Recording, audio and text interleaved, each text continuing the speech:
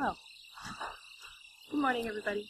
Thanks for showing up at 9 a.m. on a Sunday morning after what was, I'm sure, an amazing concert, and I hope you all are having a terrific time at Derbycon. So this is my talk, Patching, Show Me Where It Hurts. I'm encrypted. I have a real name of Cheryl. I'm from Canada, and you all are welcome there anytime. Can you hear me okay? Is this better? Yes? Okay. I'm not hearing the microphone. Uh-oh. Is that better? Yay, okay. All right. So I am very proud to be part of the Diana Initiative. We do an annual conference now to support diversity, women in tech, and you all are welcome to that as well. Finally, the views expressed here are mine alone, and not those of my employer. Okay, so why patching? Because it's a common pain point that we all share. It's also a necessary evil, and it happens to be a highly contentious and sometimes a divisive issue, for which there just don't seem to be any easy answers. Let's look back at 2017. What a year. First, we had Eternal Blue. We had WannaCry. And then we had Apache Struts. Not once, not twice, but 3 times. Moving into 2018, and right out of the gate, we have Spectre and Meltdown. Oh, what joy. And was that dumpster fire hot enough for you? Now, on a serious note, we learned some very hard lessons from WannaCry about unpatched systems and vulnerable institutions like hospitals that could literally be the death of us because we don't have a good process in place, especially when ransomware comes to shut you down. Does anybody go to ShmooCon, or has anybody been? This year, Bruce Potter gave a rather eloquent rant about the patching process. It's not that easy, but it is easy to throw that phrase around. Why wouldn't you do it? It's a best practice, but the problem is the blame game isn't going to help us fix it. Does anybody know Wendy Nader? She is very wise and had some good things to say over the years about the realities of the patching process and business, enterprise, and the kinds of decisions you have to make. The kind of decisions that factor in a lot of things we don't see, can't know about, don't necessarily understand. And that really is what this talk is addressing. That patching is about the stuff we don't know. And that's where we get caught up. It's areas we don't have familiarity with. Areas of specialization. Think ICS, hospital equipment, and mainframes. But also older, legacy systems. Stuff that lives on for 20 and 30 years in a server closet because if you shut it down, a lot of people are going to stop working and then there is going to be hell to pay. And there just isn't anything else you can do. How do you fix that? Patching inevitably just gets ranked up with all of the other stuff enterprise has to deal with and the decision makers have to contend with. It constantly gets shuffled down to the bottom of the deck. So, we get that it is a fundamental best security practice. But we keep getting frustrated by the fact that it isn't getting done or getting done right. Well, here's the pain points. It's true, isn't it? It is a convoluted process. If you've tried to sit down and figure out the instructions, sometimes those instructions just make no sense. It's messy. You can't get somebody to take ownership on it, especially when something goes wrong. And you have a lack of accountability because nobody really wants to get the finger of blame pointed on them for doing the right thing. We talk about misconfigurations, and if you've been looking back at the year, we've had a series of misconfigurations on major databases stored in cloud. They got owned seriously because settings were misconfigured. That's a people problem. that's something that we can actually take ownership on. Does this sound familiar? It feels a lot more like ongoing crisis management. Only nobody wants to have to take on the added burden of doing process review. Does anybody here want to do process review? Put up your hand, because I could hire you. 3 words, yes. We have issues. So, survey says patching sucks. This is the realities. The Pokemon Institute did this survey of what it takes to actually put a patching process in place, the number of people. This should come as no surprise to us. We know that we're outmanned and outgunned.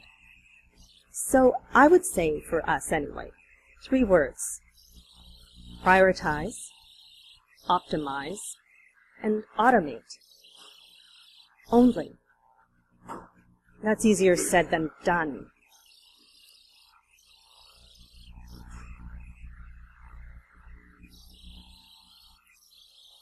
Ah, the good old days.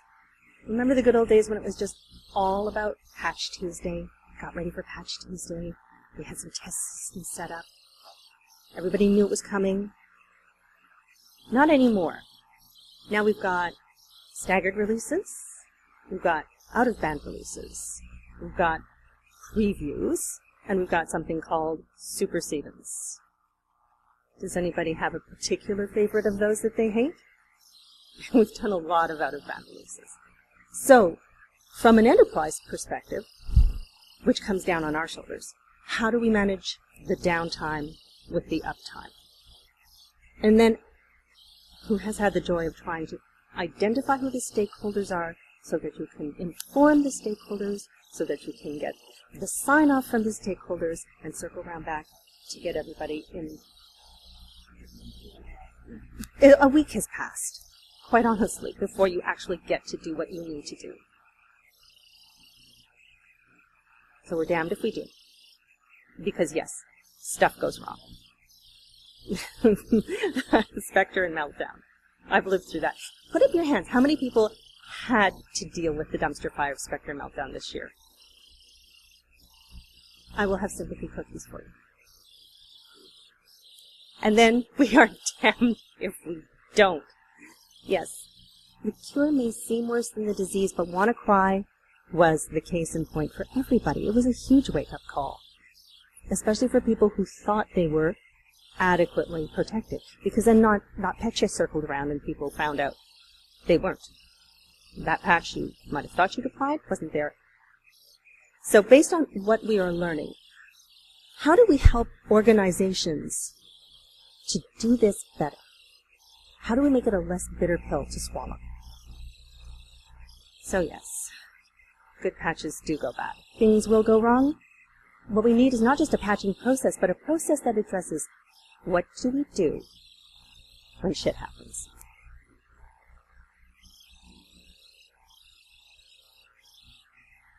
Okay, there are those patches that go terribly, horribly wrong. Forget bad days. Some people have bad years. I'm not going to name and shame any vendors, but somebody's had a really bad year so far, and their adaptive security appliance was a critical 10 for the CVE, and then the patching really didn't go right, and they had to reissue it. And then some stuff got owned further down the line, and this is a case in point that the people whom we rely on can become our biggest liability. I'm not going to say that it's anybody's fault. It's that we need to be prepared for the fact that the stuff we rely on, that is integral to how we run our businesses, won't always work as planned. We can prepare for that. We didn't necessarily know to prepare for this. 20 and 30 years in the making, system-wide vulnerabilities are another issue. But now we know that these actually exist and that there are going to be more of them. Why? Because, quite simply, we did not know then what we do know now. That's pretty much the thing we can extrapolate further to all of the other things, systems that we rely on. What might potentially go wrong because of simple ignorance around what we were going to be using it for 30 years in the future. It's just a realistic thing.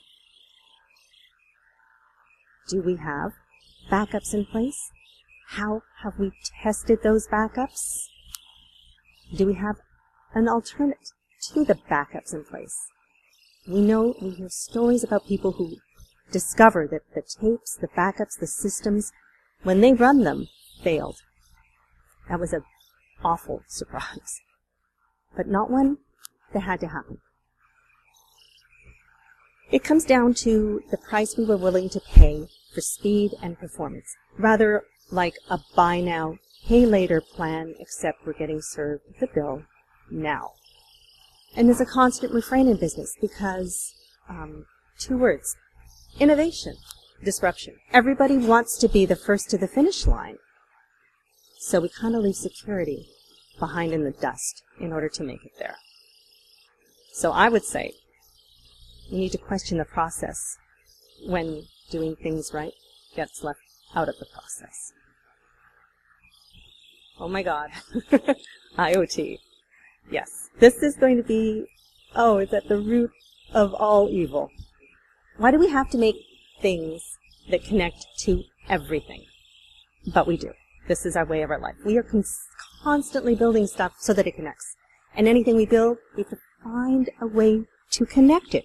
We need to go back and then find a way to make something that was actually never meant to connect to our systems, to the Wi-Fi, to the great world beyond. Get plugged in, because everything else does. So, we also deal with the problem around basic good procedures. We know the hell that passwords are. But on IoT devices, passwords are a new special kind of hell. They're hard-coded. You can't update firmware. Who here has tried to update firmware on an IoT device? A router or... Was it easy? Okay. For you it was easy? Good. Maybe. What did you have and I'll buy it? No. Okay. Okay. For most people, for our neighbors next door, changing the default setting on their cable TV box is hard. Trying to update the router firmware for their small office, home office device is impossible. And we have so many people with so many of those issues to contend with. The Nintendo Switch, something that you want to play with, something that you want to use, but trying to update the firmware to address a vulnerability was a major issue. That's my case in point. So let's talk a little bit about specialized systems that are very vulnerable. ICS SCADA. Does anybody work in that realm? Okay. So I have a friend, Chris Sistrunk. He spoke here actually yesterday. It's an ongoing issue, and he'll talk about systems where there's, first of all, there's very little network monitoring, and they need to increase that because they're connecting more systems. But these systems were designed 30 years ago with the intention that they would not be connected. They were going to do one thing and one thing only, but they've been expanded now, and people are connecting them. Sometimes because they think it's a good idea, sometimes because somebody just needs the convenience of having a connection. But a 30-year-old system that's often left unpatched because they don't want it to break is hugely vulnerable. These are our electricity. This is our power grids, our water systems, nuclear power plants, traffic lights. So yes, operational technology is something most of us don't have familiarity with, and we need to understand why they don't patch and find a way to make it possible to work with them, to understand where their vulnerabilities are so that we can make these inherently insecure connections better.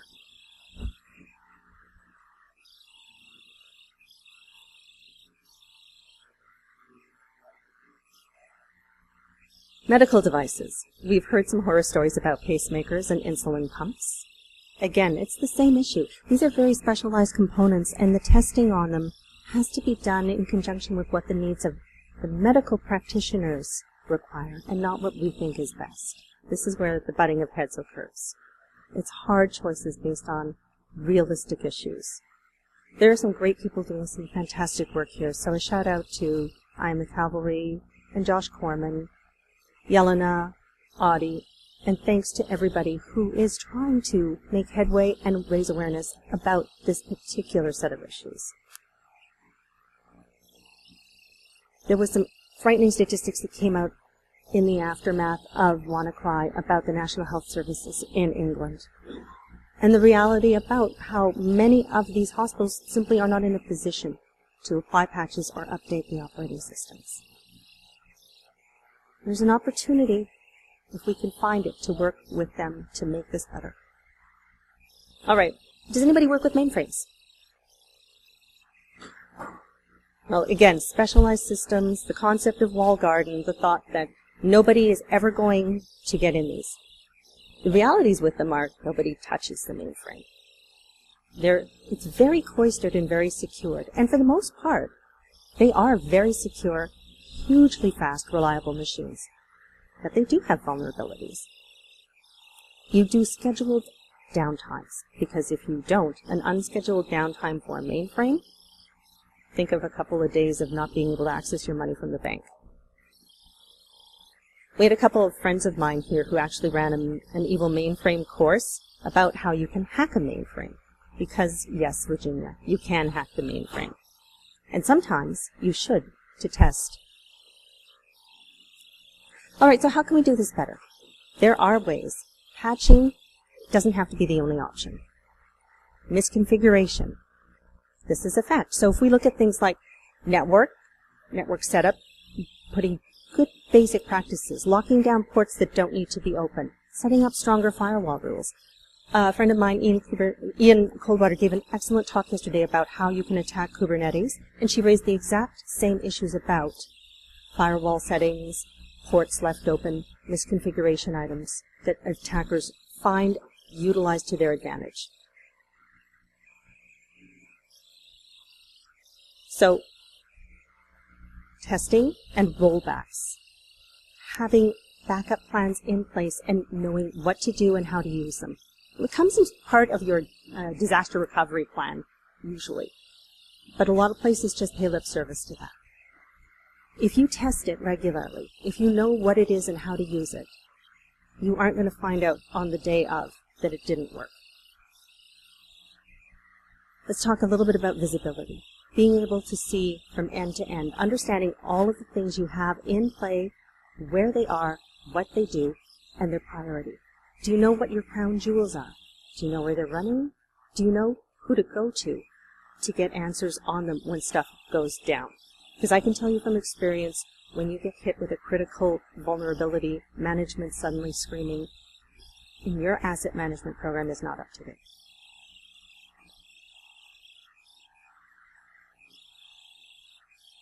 These are my 5 W's.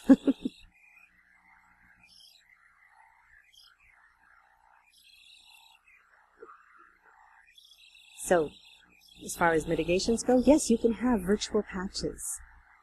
Tanya Yanka spoke about them. She does SecDevOps. But yes, virtual patches are a great mitigator if you aren't able to get in there and fix your virtual appliances and virtual firewalls.